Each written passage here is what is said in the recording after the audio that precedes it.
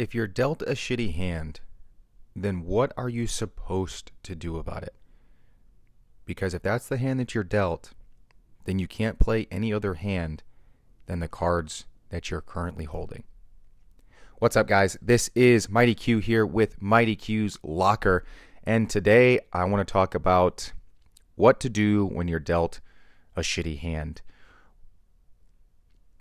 Essentially, there are a lot of people that, yes, have been dealt a very shitty hand. And the thing about it is something that really always kind of keeps me going when I think about it is the days that are really tough, the days that are really hard, the days that I really just don't feel like doing anything. I just remember and think, I know that there's someone out there who has it worse than me, but is accomplishing more than me. That's my main piece of what keeps me going, what keeps me striving, what keeps me chasing after a lot of things. Because there's a lot of days where I look at it and it's like, things aren't going my way. Why is this not going my way? I've been working really hard on this. Why isn't it working? Why is this not working? Why is this the way it is? Why is this in this situation? But I just think to it and I know there's other people that have it worse than me and don't have it as good, but they're doing bigger, better, more, whatever context you want to put that in. And so it makes me take for a second, it makes me think, and it makes me just realize things can always be worse. Things can't always be better, but things can always be worse. It's a frame of mind that's very easy for the mind to go into, because if you ask someone to think of, a really bad situation and make their mind think to the negative, for a lot of people, that's very easy for them. Thinking negative for a lot of people is very, very easy because people are constantly fed negative thoughts, negative situations. Don't, can't, won't. Those words frame their mindset. They frame the way that you think. You can work your mind to start thinking in positive situations and start to look at things in the positive light rather than in the negative light. But if you do think in the negative light, you can use that as a counter to actually get the things that you want. You can say, hey, here's a shitty situation, and this shitty situation is what is going to be my story. This is going to be one of the big things that lead to when I make it. This is going to be one of those chapters. This is going to be where I started. This is going to be part of that process. You can't look at it and be like, well, I'm in a dark place. Guess I got to stay in the dark place. Digging yourself out it's easier to continue. A lot of people end up in that dark place and they keep digging in that same spot, which only makes the hole deeper and deeper. But if you dig laterally, you can, if you think about it, think about the movie Holes. You go 6 feet, unless you have the special shovel that has the tape on it and is slightly shorter than all the other shovels. The shovel is the depth down, and the diameter across is the same as that shovel. But an easy way to get out of a hole like that, if all you have is a shovel and you don't have a ladder, you don't have whatever, if you dig laterally, you can then create a ramp to get yourself out. So if you keep digging right underneath you and you keep going further and further and further, you're only digging the hole deeper, and it's only going to make it harder for you to get out. But you have to then dig your way out, because you have to dig to one side or the other to create a ramp to get yourself back to level. That is how you get out of the dark place. You don't get out of the dark place by happy thoughts and then you just, raise up and fly out of there. No, it takes a lot of hard work. It takes a lot of, wow, this really sucks. It takes a lot of, am I making any progress? It takes a lot of, dirt falling right down onto your feet and the sides collapsing in, and now you don't have as much progress. And now when you go back to the start, the hole isn't as deep because the dirt that's on the side starts to run to the bottom. So the bottom raises up slightly, but you end up back at that point and you're like, wow, I'm back at the very beginning. This sucks. I'm back in this dark place. This is whatever. This is this. This isn't working. This is just a bad situation. But it's going to take more work. It's going to take more effort. It takes more and more and more, especially the deeper the hole is. If you end up in a really, really deep hole, you're not going to be able to make one small little dig to the side and be like, oh, look at that, I'm out. No, it's going to be an equal amount of digging and then some just to get close to getting out. That is the piece. That is what it takes. So yeah, you may be dealt a terrible hand. You can't control what the dealer gives you. You can't control anyone else. You can control yourself. You can control your thoughts. You can control your actions. You can control your emotions. But what you can't do is you can't control someone else. You can't control what someone else does. You can't control what someone else thinks. You can't control someone else's emotions. You can't control someone else's actions. You can't control someone else's motives. So stop trying. You can control yourself. Control what you can control is a fancy way of saying control your own thoughts and actions.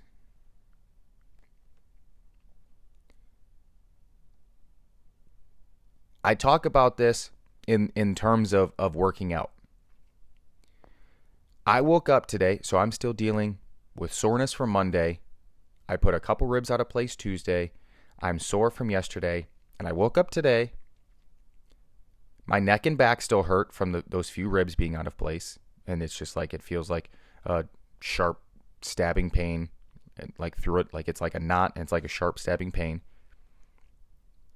I woke up. I have that pain. But you know what? It doesn't stop me from walking. It doesn't stop me from doing any leg movements. It doesn't stop me from doing any of that. So a lot of people would be like, my shoulder, neck, back, it all, it hurts if I'm doing something. Like, yeah, I could take a rest day, but I had the lift planned.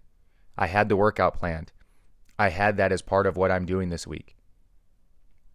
Yeah, so I woke up and I didn't feel great. There's no changing that. Like, there's remedies and things that I can do to try to control that. But that's how I woke up today.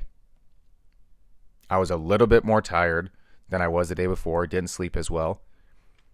But that doesn't mean that I get to just call off my day because I didn't sleep as well and I didn't feel as good as I do some other days. Now, I might wake up tomorrow and I might feel absolutely fantastic. I might feel 100%. I might sleep amazing.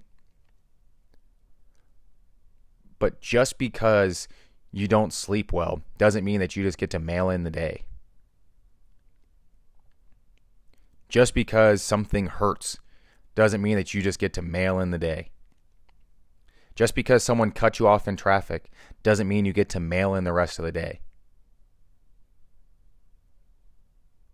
It's something that doesn't matter in the grand scheme. If someone cuts you off in traffic on your way to the gym, on the way to work, on the way to school, on the way to whatever, who cares? That is a blip in the entirety of the day.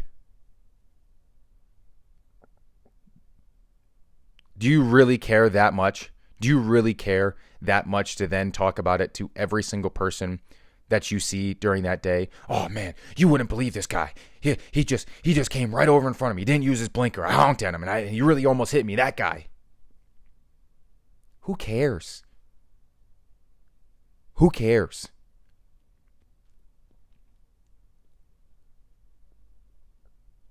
It's something that doesn't matter. And the more important piece, You can't control it. Do you think that guy's thinking about you? Or do you think that guy went, my bad, and took it out of his mind the rest of the day? You think he cares? Nope. Everyone has this notion and this idea that it's like, oh, so-and-so is probably talking about me. So-and-so is this. So-and-so is that. Newsflash for you.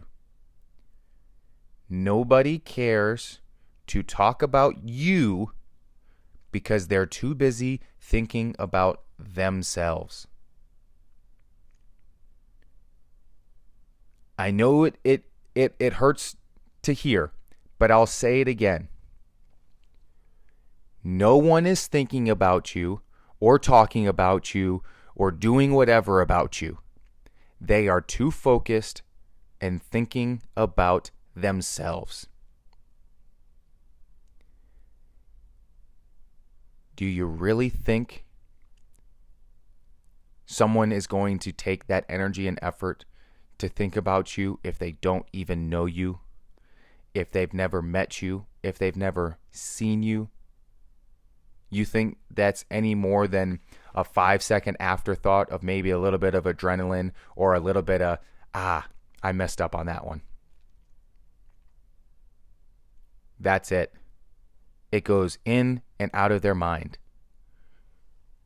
So why are you holding on to it? Let it go. You can't control it, but you know what you can control? You can control not thinking about it. You can control not letting it affect your emotions. You can control not getting upset about it. You can control not talking about it all day. You can control letting that guy go on about his day. You can control thinking about, hey, I hope that guy has a great day. And you know what? Because that happened to me, I'm going to have an even better day today. Hey, now this is going to be an even funnier story when I say about my day when it's like, hey, it kind of started wild and crazy, but you know what? It went up from there and I got a lot better and I got a lot of things done and I stayed to the task and I stayed rocking and rolling and I did all these other things. But instead, you want to think about, man, that guy cut me off and I can't believe this and he's that and that, the other, and it slows your workday down. It doesn't allow you to get as much done. It doesn't allow you to focus on the things that you're supposed to focus on. And now, you didn't do as good as you could have done today. And you let it continue to eat at you for the rest of the day when you can't even control that it happened. But since it happened, you should probably let it go. We're all dealt shitty hands. Some hands are shittier than others. The 2-7 offsuit is the worst hand in poker. In Texas Hold'em. But you know when the 2-7 offsuit looks really, really good? When the 3 cards on the flop come out 2-2-7. So that person that, you're playing against that has, Queen Jack or whatever, it's like, initially before the flop, they're thinking, oh man, I got some great cards. Okay. Let's play it out, though. Let's see what happens.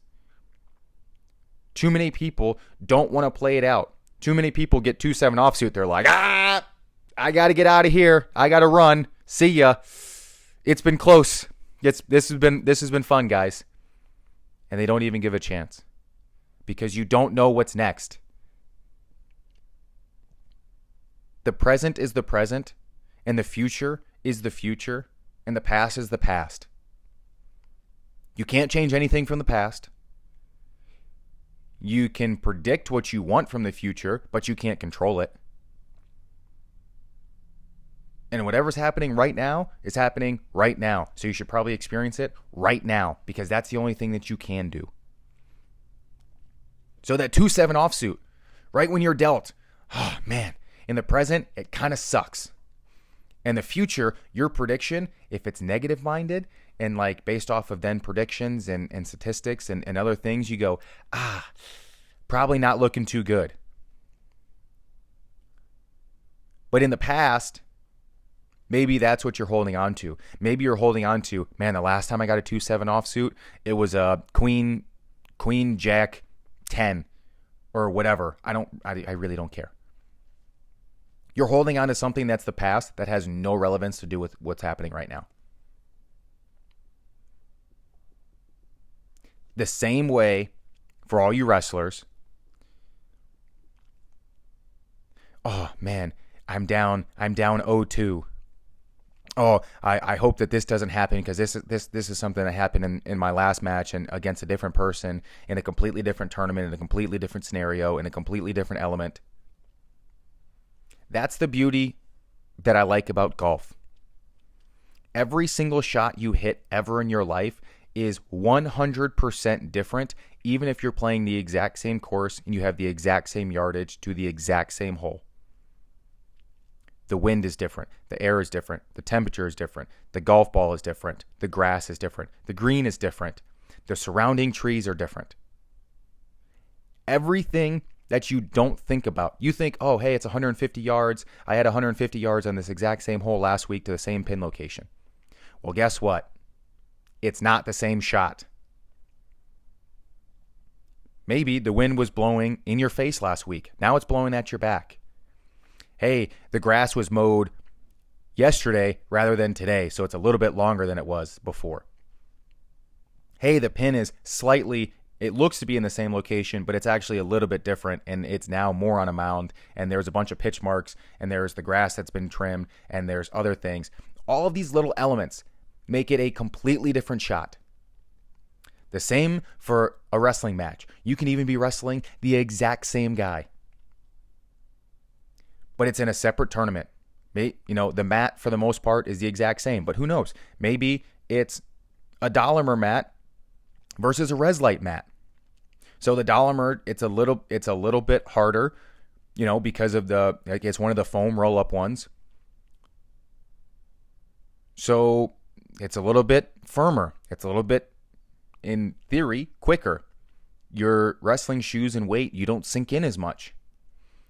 So maybe your shoe doesn't stick as much, and it turns into your stick off of a shot or something, whatever. That's something that makes it slightly different. Or maybe you're more hydrated than you were the week before. Maybe you've had a great week in practice and you've been drilling a move, and now you actually are slightly more skilled at something. And that's my point. The present is the present, because what happened in the past doesn't matter, and what's going to happen in the future doesn't matter. It is right now in the present. That's the only thing that matters in the moment right then. But you want to think about the past. And a lot of people want to think about the future. That's all anxiety is. Anxiety, stress. People talk about all the time, oh man, I'm so stressed. Oh, I'm so this. I'm so anxious. Oh, I have all this anxiety. Why, dude? Why does it matter? Like, not to be like skeptical, but it's like, okay, what if a meteor hits the earth tomorrow? You think what happens in 2 weeks matters? No. Hey, let's say a completely brand new opportunity shows up and it takes you on a vacation and a trip a week and a half from now, and you end up in a completely different part of the country, and you're not even here in 2 weeks to deal with whatever scenario that you're hypotheticalizing and thinking of and doing whatever. The future's the future because it hasn't happened yet. So you can think of all of these different hypotheticals and what ifs and maybes, but it's the future. It hasn't happened yet. Yeah, it's smart to have a plan, and that way you can work in a direction and you can try to stay on task. But if your plan is to, hey, I'm going to drive from my house and I'm going to go to Montana, and I put, whatever address into my GPS, I guarantee you I'm going to make some lefts and rights. It's not just going to be a straight shot. I can't just drive in a straight line. So it's the same way with whatever plan you lay out. Hey, sometimes, you were supposed to make a left and you accidentally make a right. Well, okay, the GPS is now going to recorrect, and it's going to keep you going towards whatever destination you want to get to. You know the destination and you should fall in love with however you get there. If you're dealt a 2-7 offsuit every single hand, every single day on your process on the way there, then hey, there's a statistical chance that 2-7 that you're going to be dealt, you're going to pick up, a couple pairs. You have a chance of, falling backwards into a straight based off of the hands that, the cards that come up. And I know I'm using a lot of poker references here today, so it's like semi-confusing for if you don't play poker or don't know about it. But it's like a hypothetical about the future. Every scenario, it's infinite. You can think of every possible scenario that you want, and it could happen. It could.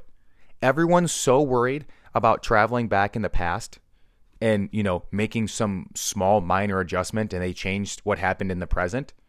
But no one thinks about a small minor change in the present and how big of an effect that can have on your future. You think going to the gym instead of going to a party on a Friday and Saturday night is going to better affect you for the future? Because I think it will. Hey, every other person is out partying on a Friday and Saturday night, and you decided to go to the gym and you're getting a second workout in for the day. You don't think that's going to set you better for a better position for the future?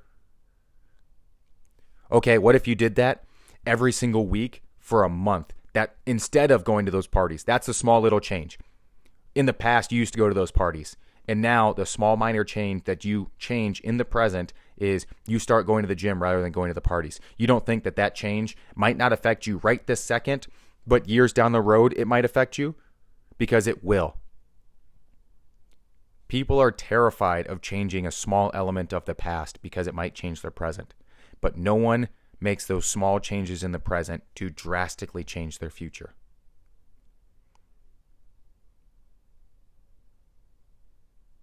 It's really that easy. Whatever hand you're dealt, whatever cards you're dealt, pick them up and play them. Give it your absolute all. Give it your absolute best.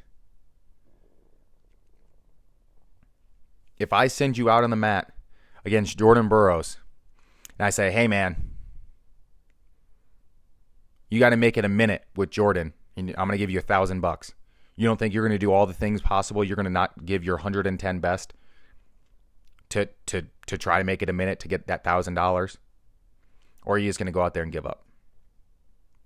Oh man, it's Jordan Burroughs. I can't beat Jordan Burroughs. Oh, I can't do this. I can't do whatever. Okay. Well, what if you hit a setup? What if you hit a counter? What if you get your own shot? What if you get a push out? What if whatever happens? We can go down the list of hypotheticals all over again. All that matters is that you give your 110% best. You can't control anything else, but you can control your effort. You can control your attitude. You can control your actions. You can control your emotions. You can control your thoughts. So whatever cards you're dealt, whatever hand you're dealt, whatever situation you're put into, give it your absolute best. The chips are going to fall where they may. The cards are going to show what they show. But if you do all that you can do, then there's nothing you can be upset about. There's nothing you can be ashamed of, because you did everything in your power, in your absolute best that you could. So there's nothing you can be upset about. You turned every stone. You gave it every ample opportunity you could. And sometimes things just don't go your way. But in a lot more common of ways and outcomes, they will go your way. You will have good things happen. You will have more good things happen as a result of you giving 110% and giving it your absolute all in every situation that you can. So go out there, give it your best, give it your all, try 110% and control what you control, And whatever hands you're dealt, it's just the cards. Let them be and play the game. All right, guys. If you enjoyed this episode, all I ask is that you share it with a friend and leave a review. I'll talk to you guys on the next episode. I'll see you there.